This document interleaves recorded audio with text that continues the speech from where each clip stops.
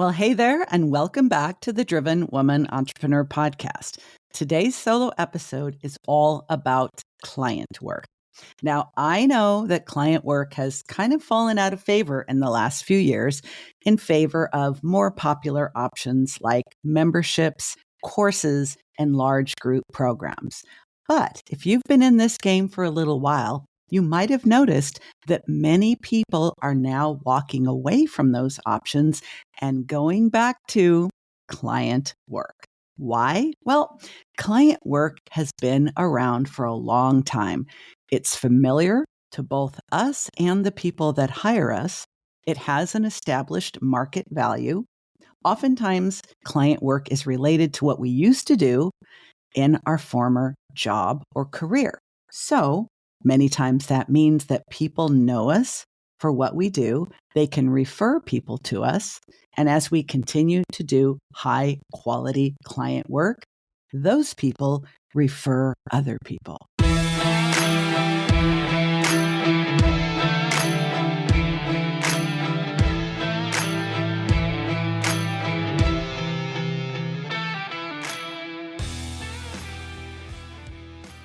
Oftentimes, we can take advantage of a network that we have already built over a few years or even many years. And one of the biggest benefits of doing client work is you need a whole lot fewer clients to reach your financial goals and profitability.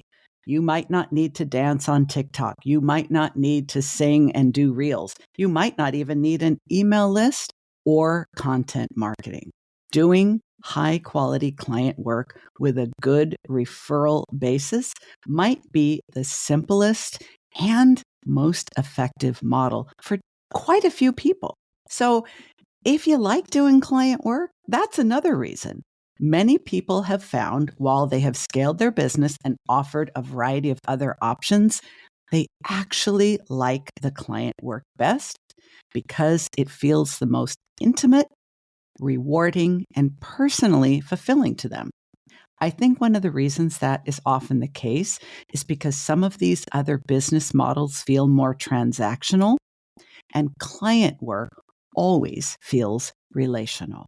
Now, that has pluses and minuses, which we are about to get into, because whether you love client work, hate client work, or you just accept it as a fact of life, because you are in legal services, financial services, coaching, consulting, copywriting, graphic design. There are so many types of client work that instead of thinking, maybe I can get away from this and do another service model that maybe doesn't have so much emotional labor and heavy lifting, what if instead you think about this? With the right pricing, packaging, and positioning of your client work that is geared towards profitability and sustainability, your business model is a whole lot easier on your energetic capacity. You don't have to do so many different things to keep the wheels turning. So why do we shun client work? Well, it's obvious. We're dealing with people. And when we're dealing with people in a relationship type business model, let's face it, burnout is always a possibility. So the reason why is if we don't have good boundaries, if we don't know how to communicate our value and package our services in such a way and price them in such a way and position them as the clear winner compared to our competitors, then we are going to default to saying yes to too many people, charging too little, working too much, basically giving away the farm, and never having any time off. Those things are problems that can be fixed. Otherwise, I agree with you. Burnout would always be a possibility and maybe even an inevitability because client service work is more intimate. You really get to know your client and they get to know you, which means it's more vulnerable. You are more exposed. They are more exposed. And that means it's a real relationship. So I think instead of just saying, I can't do client work. I don't want to do client work. I want to just do courses or memberships or whatever. You're still dealing with people over there, by the way.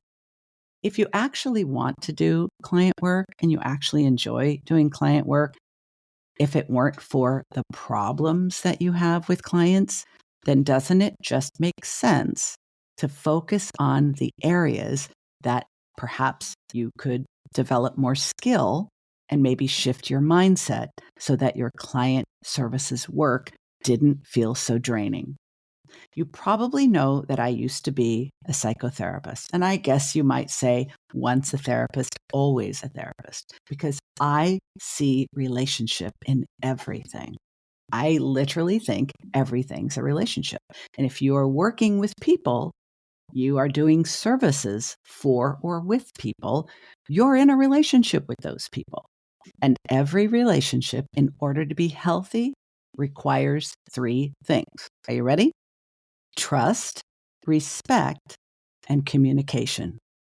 These three things are the foundation for healthy relationships, whether they are friendships, work relationships, romantic relationships, or client service work. They're an absolute necessity.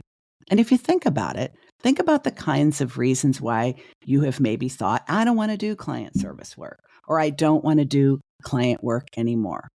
Well, let's talk about trust. A lot of people have trust issues. Maybe your potential clients have trust issues. Maybe you have trust issues.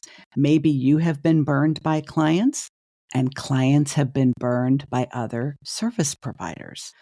I think we're at a time where just about everybody looking to hire a coach, a consultant, or someone to perform professional services has some level of trust issues because there's a lot of nonsense going on in the world right now. And a lot of people are saying one thing and doing another after they get the business. In addition, there are people who really have unrealistic expectations of what others can and should do for them. They don't even realize they're unrealistic, probably because nobody's confronted them on that issue. And many people don't know what they want. I work with a lot of creative folks, and it is one of their biggest frustrations. Clients say, I want this. They agree to this. You deliver this. And then they say, oh, no, that's not what I had in mind. Right? Sound familiar? This is part of dealing with people. So these are just some of the issues when it comes to trust. Now, let's talk about respect. I've had many clients I've worked with tell me they feel disrespected when a client asks for a money back guarantee. They feel disrespected by clients who don't follow through, who don't implement, who don't do any of the things that they're supposed to do so that they are able to create the deliverables that they are being tasked with creating. Clients drop out and don't explain why. They also ghost you when you try to reconnect with them. People fail to make payments or they stop payments already made. They will sign agreements and then not sign the invoice. They may string you along and then not come through. They show up late to scheduled calls and expect the full amount of time. I mean, I could go on, but the intent of this is not to make you disheartened and disillusioned, but just to say, I feel you. I feel you. I have experienced all of these things. And oftentimes, if you are a heart-led, purpose-filled service provider, you take these things personally. And that makes it twice as hard. That's like adding insult to injury. But it doesn't have to be this way. When it comes to communications, a lot of clients expect us to be mind readers and fairy godmothers all rolled into one. I think oftentimes they come with a don't ask, don't tell philosophy, even though they don't realize it. So they don't give us the information we need to deliver the outcome they want. And then they don't tell us what we need to know when we directly ask for it. Some of us tend to assume that things are going well with clients until we find out otherwise. And I have learned the hard way, along with other people, that it makes a lot more sense and it's simply a whole lot safer if we have processes in place to do what I call take their temperature as we go along. It's simply never a good idea in any relationship to assume the other person is satisfied, happy, and content without ever asking them. And when you hear me say that, it's like, well, obviously, I would never do that with my partner, but we probably do more often than we realize with clients because let's be honest, the vast majority of us are conflict avoiders. We do not want to have uncomfortable conversations. Most of us believe we are showing up and doing our business the best way we can on any given day. And we need to believe that we're doing it well enough until we hear otherwise.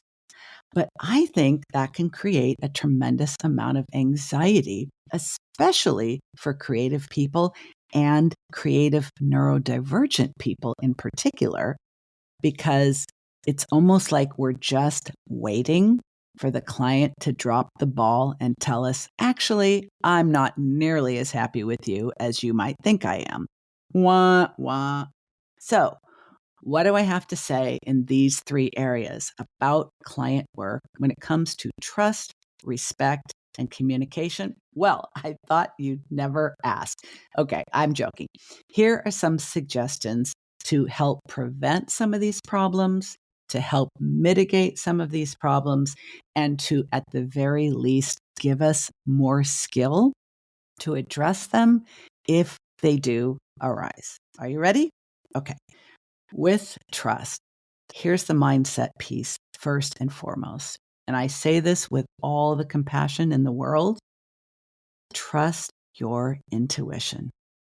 When it feels like something's off, whether you just started working with the client or whether you've been working with them for years, if your intuition tells you something is off might be they seem distracted, they seem disinterested, they seem apathetic, they seem unhappy, they seem annoyed. You know, it probably has nothing to do with you, but two things are going to happen if you don't trust your instinct. Number one, I think you're going to jump to the conclusion that it does have something to do with you. And then you're going to start to behave as though that were true. Chances are it has nothing to do with you. But if it does, trusting your intuition and following up with an inquiry will at least put the situation on the table where you can communicate about it. And trust me when I tell you, that is going to increase the level of respect between the two of you. Because even though I've identified these three things separately, trust, respect, and communication, you don't need me to tell you they really all do work together. When it comes to trust, I also recommend not just trusting your intuition, but also this. To the best of your ability, create a safe space with your clients to have uncomfortable conversations. I strongly suggest you bring it up at the very beginning of the relationship, and you can do so in a variety of ways, just as I have in my business. You can clarify expectations before you start, during your discovery call, in your client agreement, and also at your onboarding call or first meeting. And I do not mean hammering these things down, because if you go overboard, people might think you're being a little bit paranoid. I'm talking about including a question in the scheduling questions for booking a discovery call with you. Ask a couple of questions in your Acuity or your Calendly about expectations. So you kind of know a little bit about what their expectations are before that discovery call. And you also know how they respond to being asked about their expectations.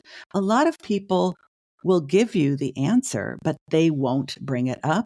And other people really don't know how to articulate their expectations. That's really important for you to know before they even become a client, wouldn't you say? I also recommend at some point, either during the scheduling of the discovery call or during the discovery call before you take them on as a client, ask a question about what their experiences have been with other people like you. If you are a lawyer, if you are an accountant, if you are a graphic designer, if you are a consultant, could you tell me about some of your experiences, good and bad, with other attorneys you've worked with before me? Do not let them name names and stop them if they try, because it looks bad for you if you engage in gossip about colleagues, even if you don't know these people. But asking them to give you examples of, can you tell me about a good experience you had? And if they've never worked with someone in your specific category before, you can make it more general. Can you tell me about a good experience or a bad experience that you've had when working with other consultants? Doesn't even have to be in the same lane as you, because being invited to do so shows that you want to have a trusting relationship. This is also true if they decide not to answer the question or tell you, I really don't have any experiences to report. The fact that you asked increases the trust factor they will have with you. Find out what their communication preferences are before you begin your engagement. This includes both what I call your communication cadence and your communication style. Some people really prefer a phone call, so you need to work that into the relationship you have. Some people only want to communicate about things that of the nature of your agreement on email. Some are happy to use Voxer. Some want it to be text-based. Some want it to be a Zoom meeting. And if you have a preferred style of communication and a preferred communication cadence, that refers more to how frequently you check in as the work progresses, what reasons you have for checking in. Let's say you're a graphic designer and you do websites.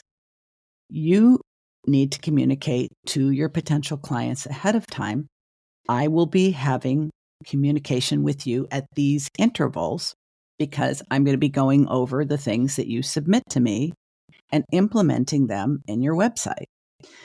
You should both know what the communication is going to look like ahead of time.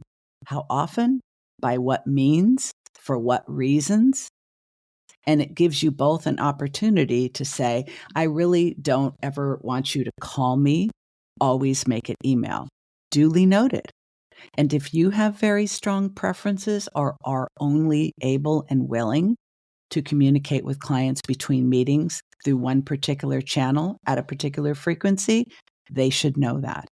And they should be able to consent with that. And if they're not for you. When it comes to respect, I believe that it serves us well to assume ignorance rather than malice.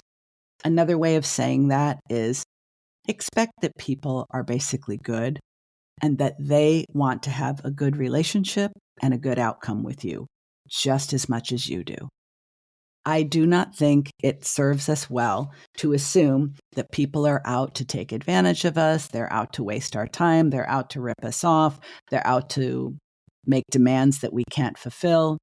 I do not assume that. Now, maybe I'm idealistic, and I have certainly had some very negative experiences, including the need to fire a client and give back all of her money. I chose to do that.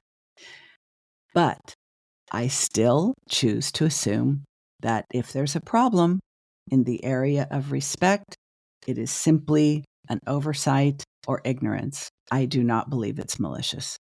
Now, if it's a pattern of behavior that seems intentional, I go back to my earlier advice about trusting my intuition, and I respond to it accordingly. But I think your biggest asset here when it comes to respect is the language in your client agreement. I also think because many client agreements tend to be lengthy, and let's be honest, most people do not read the things they sign. So my client agreement has the different areas broken down into paragraphs where the client initials each paragraph, which is a different topic, in addition to signing and dating at the end. Now, it may not make any difference if it comes to a legal matter. a breach of contract or what have you. But I'm giving them the opportunity to recognize how much I respect their consent, and I want them to read each paragraph, at least skim it. I think I'm more likely to get that when I give them the opportunity to initial in each space. And I do not consider the contract valid if they overlook the initials. So I go back and say, I'm really looking forward to moving forward with you. Would you please return to the client agreement document and be sure you initial in each place that it's indicated? I think your client agreement, in order to show respect toward yourself as well as your client, because it really has to work both ways for it to work, is to have very clear cancellation policies, termination policies, and anything else that affects the nature of the work together. You can talk about things all you want in the discovery call, but once you start working together, most people simply won't remember.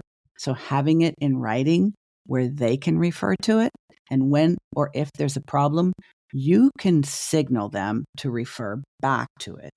That can help you both feel respected. And finally, when it comes to communication, I think that it's kind of like finding the right balance between being clear and direct and being a little lighthearted. Communicating what could seem like confrontational language to some people, but to do so with a dash of humor or at least a light touch.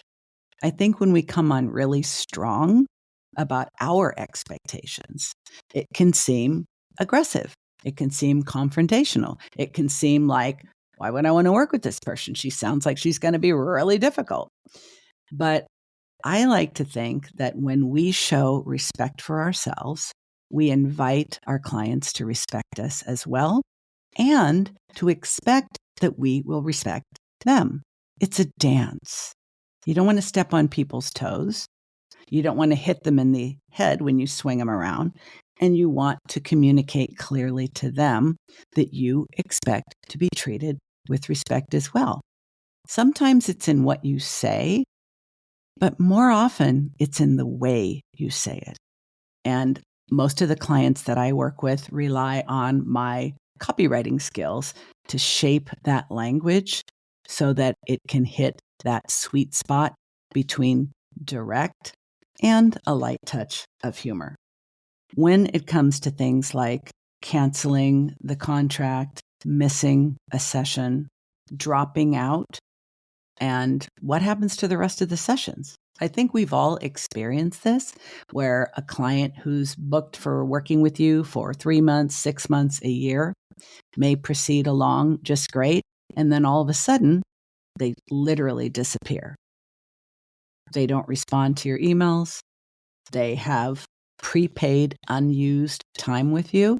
What do you do in a case like that? Well, coming back to trust, respect, and communication, I think oftentimes we can prevent these things from happening by checking in with our clients as we go along, asking questions before the discovery call when they're scheduling it, asking questions during the discovery call.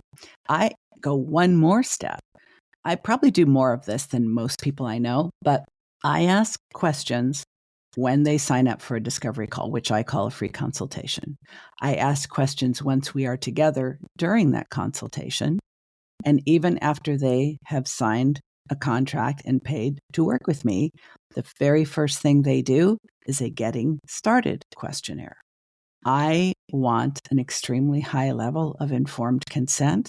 I want them to feel a sense of safety and trust, a sense of mutual respect, and a high level of communication. I invite them to tell me what they want, and then I invite them again and again. And they're different questions at different levels of depth. I'm not bombarding people with the same question over and over. That would be harassment. But I think you see what I'm getting at with all this, right? If you like client work, but you've maybe tried to avoid doing it or tried to get away from doing it, or you've done the course thing, the membership thing, the big group program, and now you find yourself going back to client work, knowing that you can set it up in a way that you're not going to burn out, that you're much less likely to be ghosted, you're much less likely to have clients who are going to start but not finish, and that you can feel confident both identifying red flags and addressing problems that come up with the people that you invite to work with you. Doesn't that take a little bit of the fear factor out of client work? It really has for me.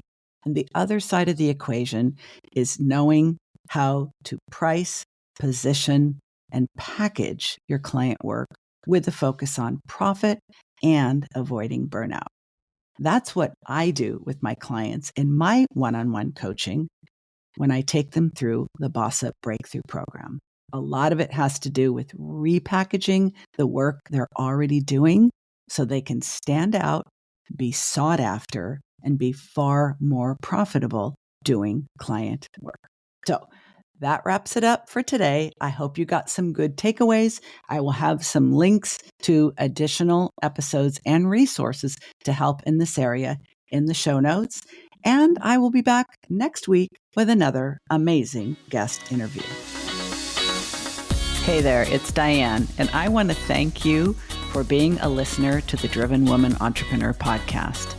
I'm really excited to announce that my signature framework, the Boss Up System, is now available as a one-on-one coaching experience.